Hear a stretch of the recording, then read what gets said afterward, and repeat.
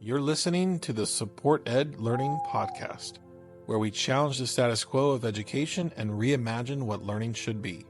I'm Dr. Joe Sebastian, and in every episode we dive into critical thinking, Bloom's taxonomy, educational innovation, and how AI is shaping the future of learning. Whether you're a teacher, parent, policymaker, or lifelong learner, you're in the right place to rethink, reshape, and revive education. All right, Dr. Daly, welcome to the Supported Learning Podcast. How are you, sir? Good, Joe. How are you tonight? I am doing well. Thank you for joining us. Yeah, absolutely. I appreciate it.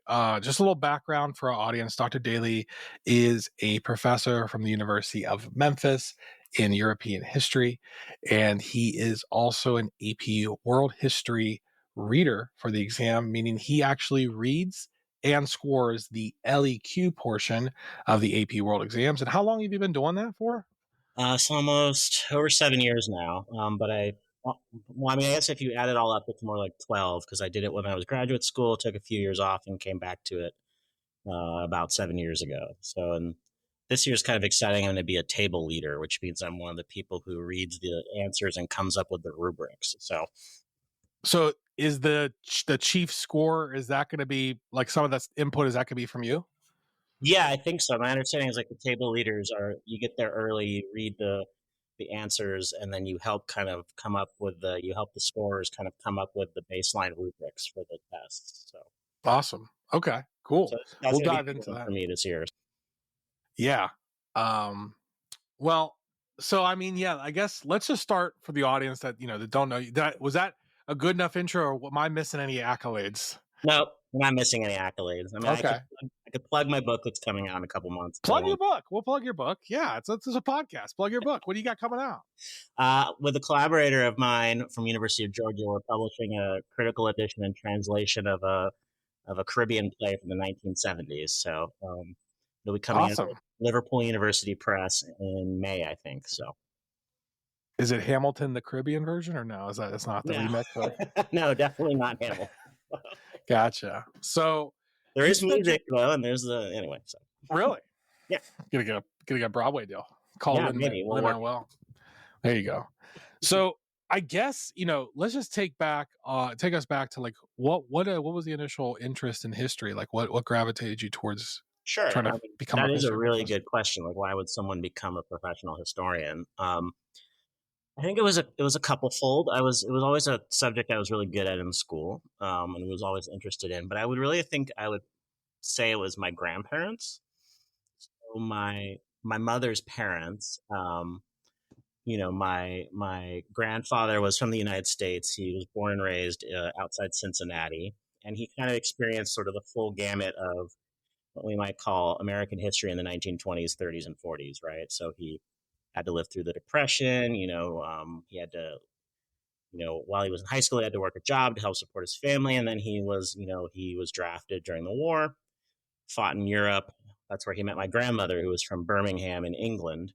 And so, I think their story was so tied up in the history of the middle part of the 20th century that I was just always fascinated by that. And, he used to tell me stories like he himself was a great, storyteller, right?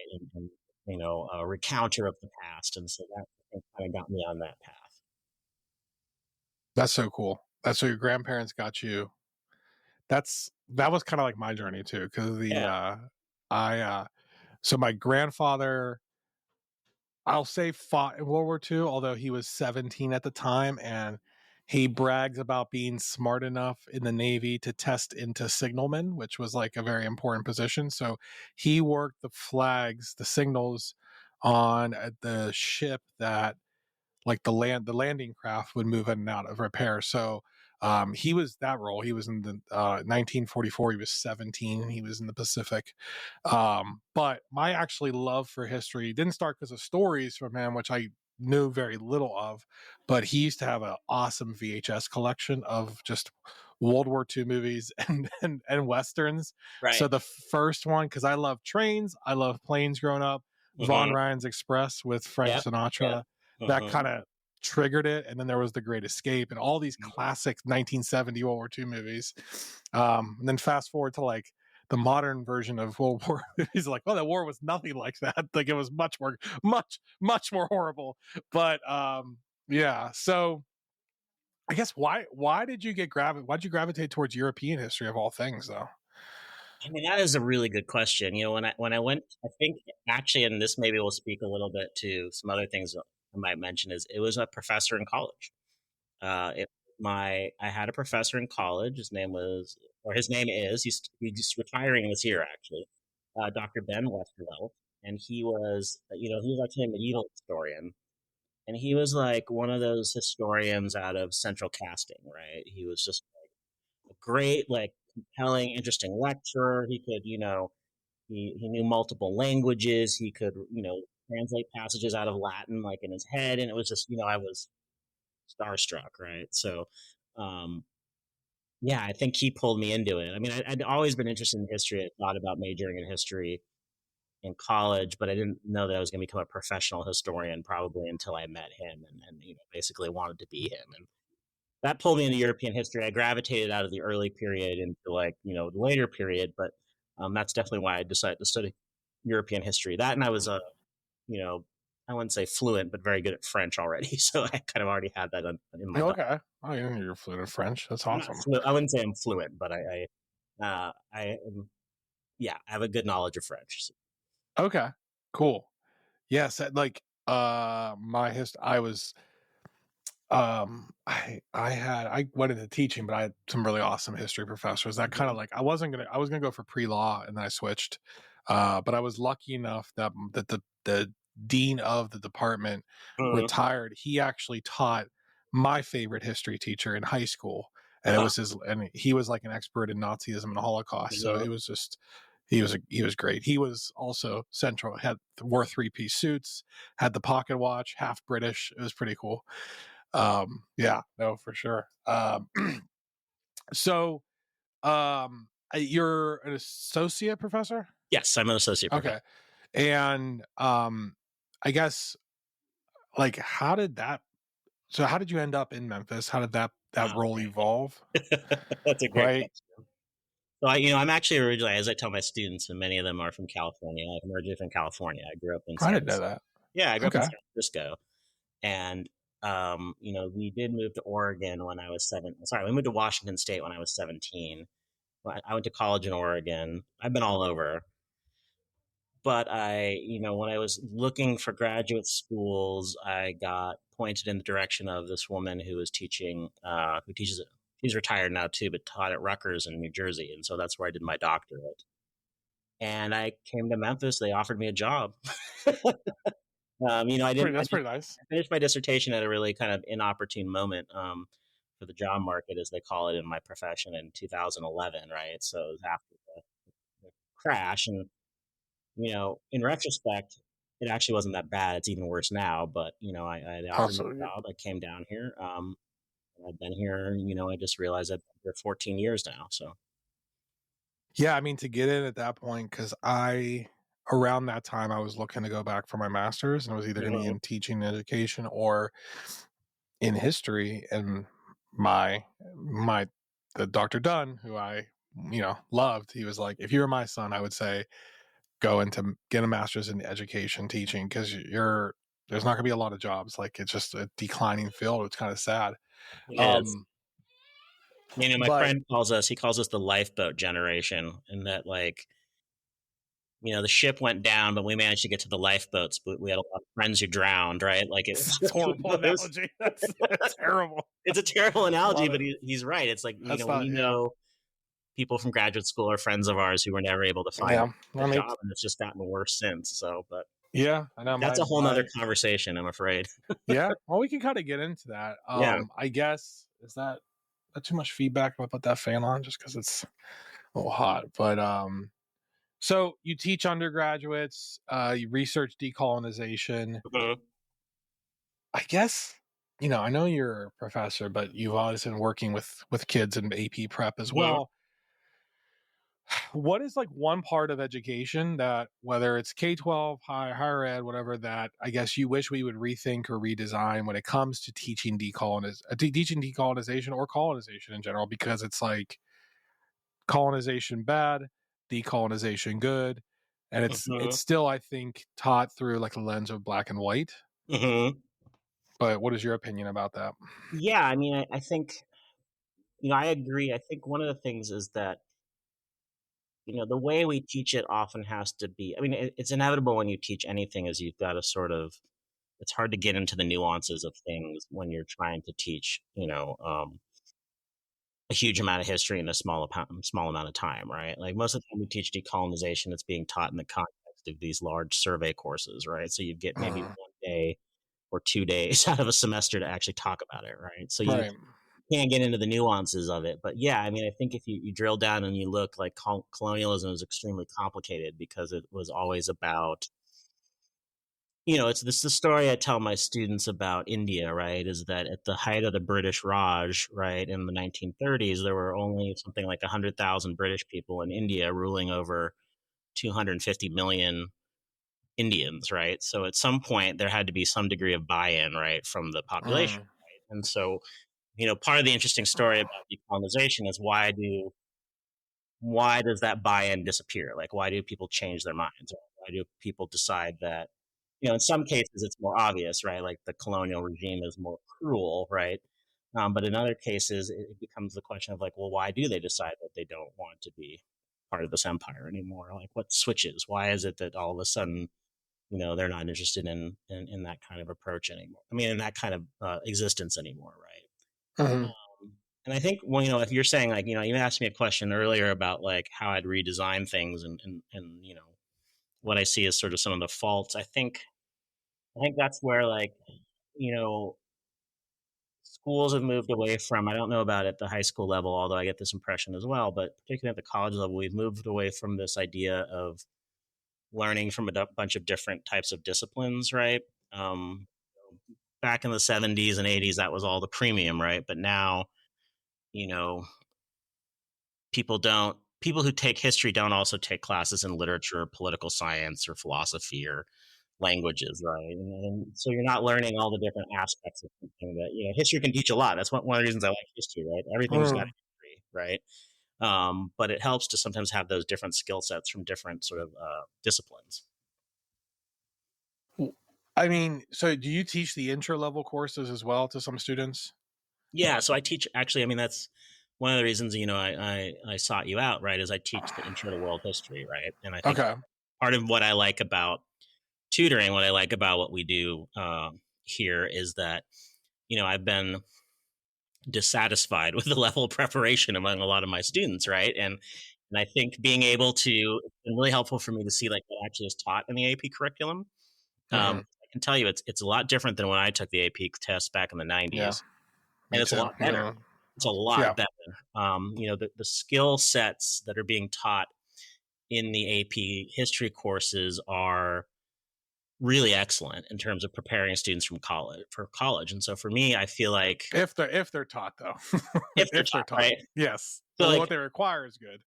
I no probably not a single one of the students I work with is ever going to come to the University of Memphis and learn from me, but I do Right. feel like I'm kind of paying it forward in the sense that like they're going to end up in someone's history class at some point, like in college, hopefully not introductory because they got a 4 or 5 on the test, right? But Yeah, right, right. end up maybe in an advanced history class, and they're going to have a set of skills that their teacher is really going to appreciate that they have when they get into that classroom. Mm. Right? And so I kind of that's what I've enjoyed about it. So That's awesome. I do enjoy that too. I guess. Oh, are you in the American Historical Association? I am and I'm not. Or not I, paying your membership or I, whatever? I let my membership lapse about 2 years Yeah, ago I because I gotcha. hadn't been to a conference in a while. I should really probably sign up again, but yeah, I let my membership lapse. So I was invited. Actually, my next guest after you, I'm speaking, Craig Perrier. He's gonna be on the podcast here soon. Um, we did a three speaker panel like Mm-hmm. presentation. It was with another professor from Pitt. Mm-hmm. About she talked about history and scale and identifying scale, Yeah. and I think Craig talked about like how to teach from the lens of a rounded like global citizen. Right. Excuse me. And I presented on basically And this was a K-16 presentation. So it was meant to be for teachers and for professors. And just, I was so impressed by the IB curriculum, because the IB curriculum Right. is all writing, and those Mhm. assessments, and it really just takes any type of, even if you teach it pure, you're avoiding putting any type of bias in the way you teach it because of your exploration of historiography and how you have to look at all sources. So I like that, because it's like, oh, during the Cold War, America did some bad things. Russia was like, yeah, but everyone gets the context, which is a lost skill, right? Contextualization is such a lost skill now, because during the last couple of years, we're tearing down statues of Thomas Jefferson and Abraham Lincoln and George Washington in the same lens that we're tearing down statues of Confederate generals. Mm-hmm. But what I thought was, what IB is centered around is the assessments of writing and allowing the students to develop the argument. And I've seen AP history, a lot of the APs move towards more argument-based writing. But as teachers, as history teachers, as history educators, I mean, I love my college I went to, but I think in terms of preparation, and especially preparing to teach kids writing, we're not writing teachers, right? We don't come out with that skill. We usually become history teachers because we love history. We either loved our teachers or loved our professors, and we love talking about history, but we're not really gifted with the skills or taught the skills of how to actually teach those fundamental things. Have you seen that matriculate up? Have you seen a decline of kids writing, of thought, over the last X Yeah. amount of years? I mean, it's so complicated, because I think it goes back, as you said, it's a case through 16 issue, right? It's about how we structure our educational system, what we put priorities on at lower levels. And then, if you're thinking about, the ideal of an education is you're building, building, building, building, right? You're building a platform up, and adding the more complicated things as you go. But the shift towards like test-based learning, has damaged the ability of people to read and write. And, I would say if you ask any college professor, they would tell you that this is a huge problem, right? And there's, of course, other issues beyond that, right? I mean, about, social media, attention spans, things like that. But, I do think, yeah, we're not, it's an old joke about PhD, right? It's like you get a PhD and you're going to leave and you're going to spend half your time teaching, and you spend maybe like 1% of your PhD career learning how to teach, right? So, yeah, it's a bit of a problem. I think I'm actually, again, I think what I'm impressed about with the AP exam, having now like sat with it for a couple of years, and is the way in which it's actually now moved towards teaching a skill set more than like just content. Like now there's content still important. Don't get me wrong. You're right. Like, Foundational. but like the kind of questions they ask you on the test these days about like, you know, just basic things about like, can you understand a historical argument? Do you understand that history is a set of interpretations, right? Like, Right. we don't have time machines. We can't go to the past and see what actually happened. Like, we're using these traces that we have to tell a story. And so people can interpret the same document different ways. And so I think it's really interesting to me that they've moved in that direction. And I think it shows they've really thought through about what they're doing. So, and I think it's one of the real benefits, I think, for students now of taking AP, right? Is because they're getting a real leg up on their fellows who are not taking that kind of class, because those are the skills you're going to need in college. Whether you major in history and you major in something else, like that set of skills is something that's going to be extraordinarily useful for you across whatever it is you plan to do as a college student, whatever you plan to do, in the rest of your life. So, Well, and that's why I think, we don't share that enough with our parents about, unless you're doing AP seminar and AP research, mhm. AP literature, AP language is not really set up to teach you how to write argumentative based essays, but history does. And so when you're in college, you're writing a lot of research papers. If you don't get that skill from somewhere, you're going in underprepared 100%. And then kids are probably getting crushed, I assume, on how they do it. But let's This episode is brought to you by Supported Tutoring. where we don't just help students get better grades, we help them become critical thinkers.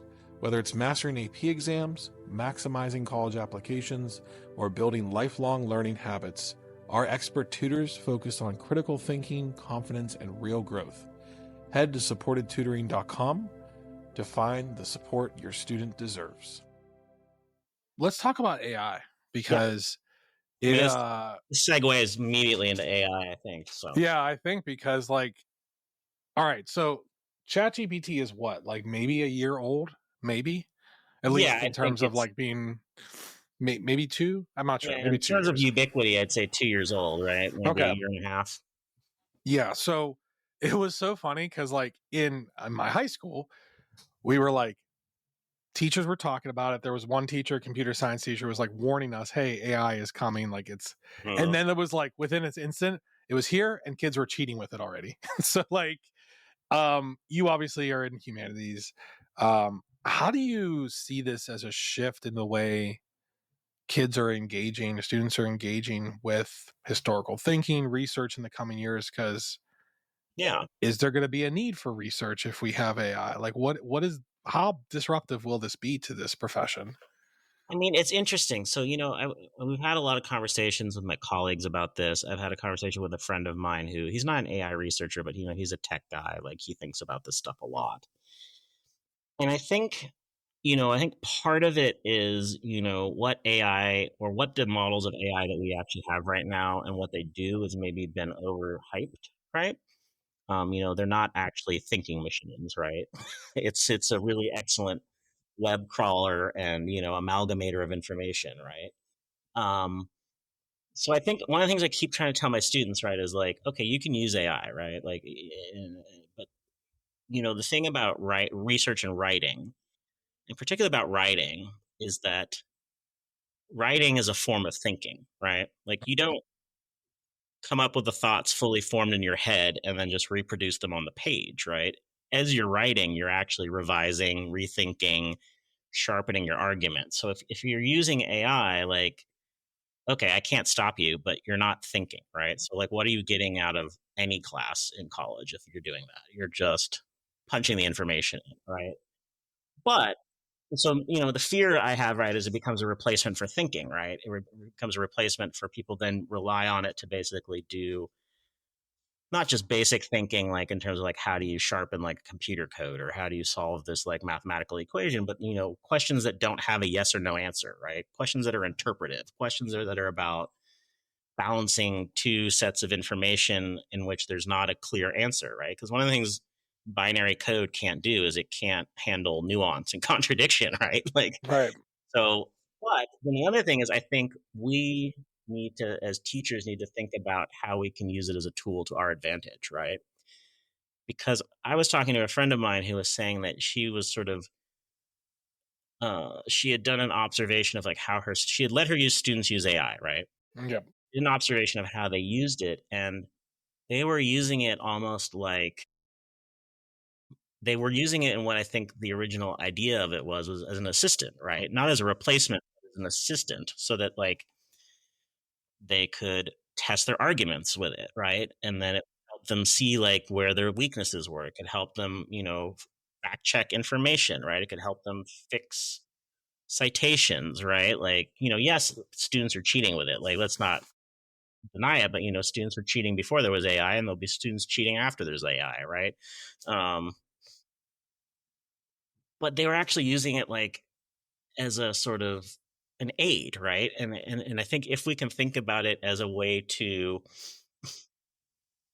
help them sharpen their ideas, right? But also, I think what we really have to teach them about, right, is just sort of skepticism, right? Like, here's a tool, but it's still just a tool, right? It's not a deity that tells you the truth, Right. right? It's a tool, and any tool you need to be aware how you're using it, and you also have to be aware how the tool is using you, right? And so, yeah, I think there's it's an interesting moment. I think there's we're all worried about it, right? Let's not pretend we're not, right? But I think there's ways around it, or there's ways to harness it to our advantage, or to use it as a we love those words, teaching moment, right? Use it as a teaching, so it doesn't have to be our enemy. it's definitely made things a lot more complicated. I'll put it that way. But Mm. so, and I mean, I don't know what your experience with AI is, or We have teachers that are scared of it. We have teachers Mhm. that don't think it's their role to help students learn it. Right. And some teachers are integrating it well. I mean, honestly, what we're doing in the business with AI and what we're trying to develop, because we're actually long term trying to develop an AI tutor that can assist. It's it's so disruptive. I mean, um, I know you've heard of ChatGPT. Have you heard of Claude? Yes, and I hear much better things about Claude than I hear about ChatGPT. Claude is amazing. I'm working with our social media person trying to Mhm. like create some new like web pages and stuff. And I literally took images of our new brand, like put it in a Claude, put Google Docs in the Claude, and like I need you to create web pages in my our platform Go High Level. And it did it like within 10 minutes. I had 5 web pages built. It was, and I'm like, that is unbelievable. She's like, I'm gonna lose my job. I'm like, no, I need you to like polish it. I'm like, no, this is just to save you time because we need to get stuff done. But yeah, it's super disruptive. It's but I do see it of like there's no verification of the information. It's an advanced language model, and so like we're not if we don't know those arts of critical thinking, we're just taking it for its worth, and we're just okay, we'll go with it. And it's like, no, this is actually false. Right, and part of it is like, people call them hallucinations, right? But it's not a Mhm. hallucination. It's like it's only as good as the data set it's trained on, and we Right. all know on the internet there's a lot of garbage. So Mhm. and so it's that's why I've heard better things about Claude because they use a different approach, if I understand it correctly. I'm not a computer Yeah. person, but they use a different Well, model than ChatGPT. So yeah, I think the role, because I'm thinking like my dad was a lawyer. My dad's still a lawyer. And if you could train it and hook it up to the entire like legal knowledge of mankind, and it could search the entire every legal decision ever made, every legal interpretation, Mhm. and basically within seconds you could have a legal case and how to How to even though it's argue. still yeah, even though it's still judged, right? Unless we replace that with a robot. But um I just think of like, well, what's the role of lawyer? What's the role of paralegals? What's the role of lawyers going to be? But you're still going to have to learn how to prompt it, right? It's not going Right. to. And It's that's still a there's point one still of my friends inputs. has made, right? Is like it's you still have to learn how to ask the questions, right? And actually Hmm. when we teach our students, that's one of the things we always say to them, right? Is like one of the most important things is the questions you ask, not necessarily like, that's maybe the hardest part is coming up with good questions. So Do you think? I'm not going to say necessary college, but do you think K through 12 does a good job of teaching kids how to ask good questions? You can be no. honest. It's okay. Okay. No, and it's not really the I would fault of agree with you. it's not really the fault of K through 12 teachers, I would say, because You don't think? well, I mean, it depends, but I mean, I don't. It has to do with incentives, right? Because so much of this has been replaced with like teach to the test, right? And Well, yeah.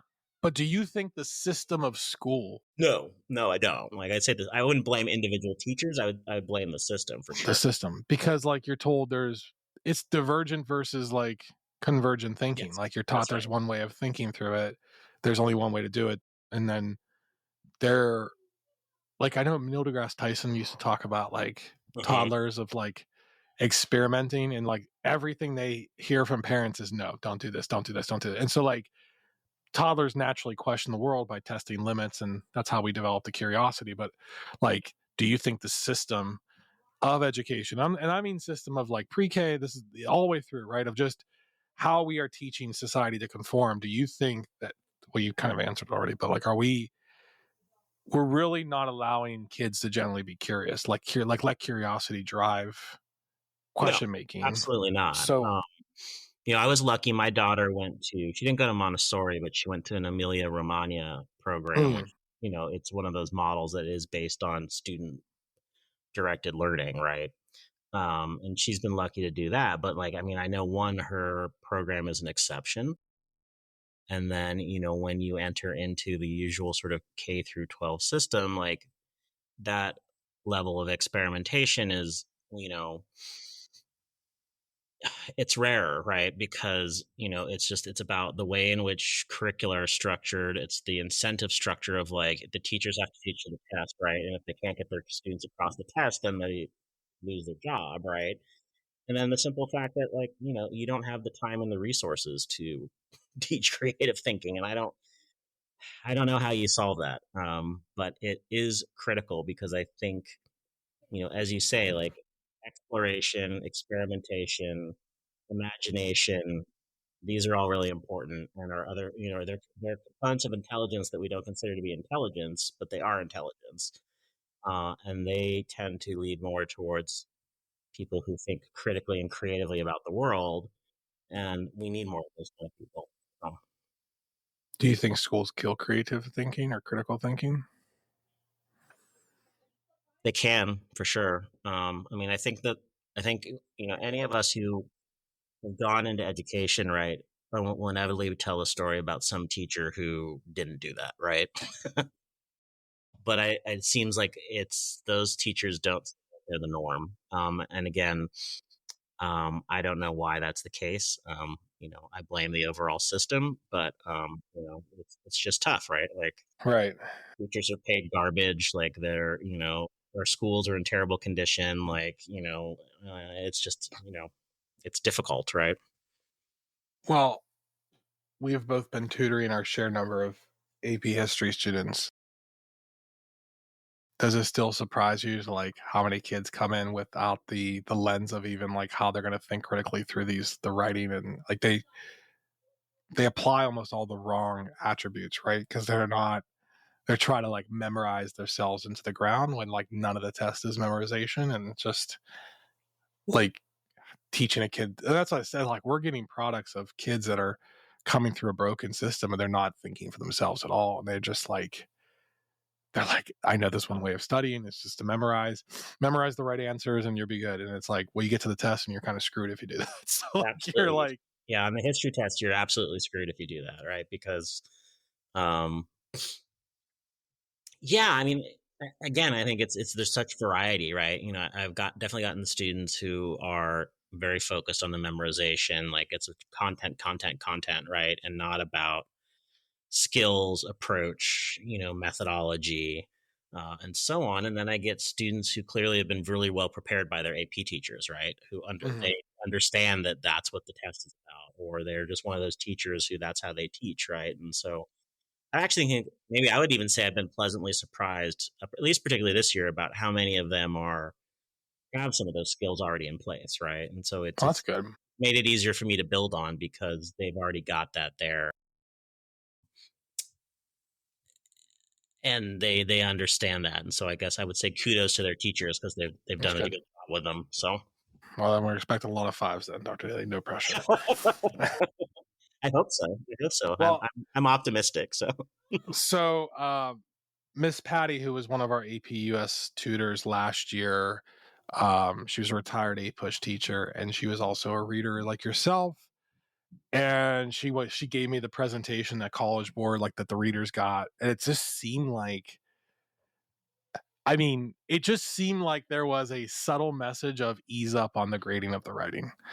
At least that's what how it came across conveyed, because it provided like, we're not doing this because we're competing with dual enrollment or college and high school classes. We're doing this because their belief is that, I mean, but it's like, how do you can you not say that you're not? Because a kid can take a CHS US history class and get the guaranteed credit without taking the exam. Meanwhile, A push is still one. It was one of the hardest exams to pass, and kids are not walking away with credit when it's like they can get out of their intro US classes. So, do you have you got a sense for the world at least that the graders are easing up on what they're accepting as scored responses? And do you think that's a good thing? I think you can see it in that they have changed the rubrics, right, for the DBQ, right? They've reduced the number of documents you need to use. They've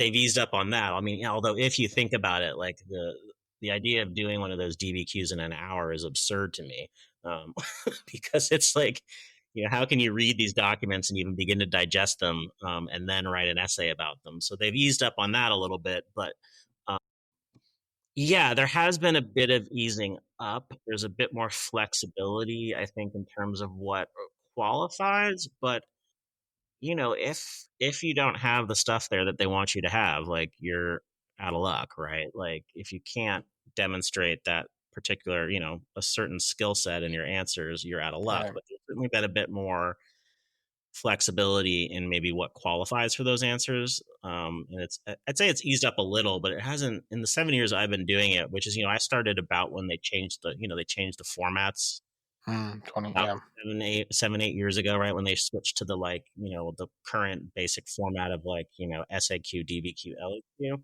Uh, it hasn't changed as dramatically as I thought it would. But there is definitely um, on the longer essays, there's a bit more flex, I think, than maybe there had been at the beginning. So are you going to Kansas City this year? yeah, I Is am it in actually person? in Kansas City. We're gonna Yep. do a live stream from there inside College Board. Yeah, there we go. Perfect. So Secret AP World Secrets. exactly.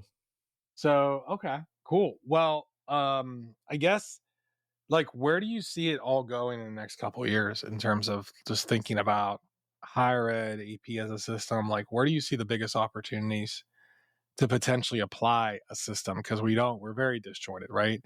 We don't necessarily prepare kids holistically for the rigors of college and the career, but then I don't know if colleges do a holistic job because I'm sure they're very siloed in their own departments there as well. But like, where do you see education going as a system? I mean, that is the $1 billion question, right? I don't know. I've been really, if you had asked me that question a year or two ago, I think I would have given you a very cynical answer. Um, and just that it feels to me like outside of the realm of like elite universities, like a lot of our universities are being sort of turned into glorified trade colleges, which is no knock on trade colleges, right? Really? Like that's not what the university was originally set up to be, right? Like, Mhm. and it's you look at the declining number of majors in fields that are not, pre-professional, and it's and on one hand, I understand that track, right? Like it's you know the competition for jobs has become such that like students can't luxuriate in stuff that doesn't help them, right? But Right. the problem is that this is then incentivizing administrations to then double down on that, right? Which just becomes like a vicious cycle. Like the non STEM fields get defunded, right? And then I'll just give you the examples. Like my building at the university is like should be knocked down and condemned, right? Because but it doesn't really broadcast a great advertisement for history as a discipline that you're in this decrepit building that is itself should be consigned to the dustbin of history, right? Like, and The so I science worry about building's that. probably good though, right? But The science building's probably good, right?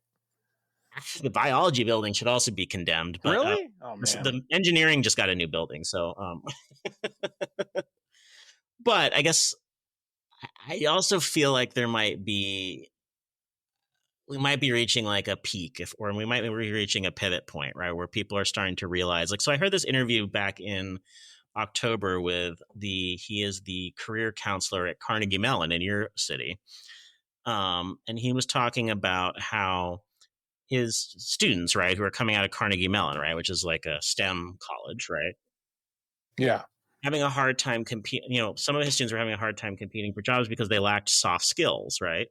And then he recited what soft skills were, right? And I was listening to it and I'm like, everything he just recited is what the humanities teaches, right?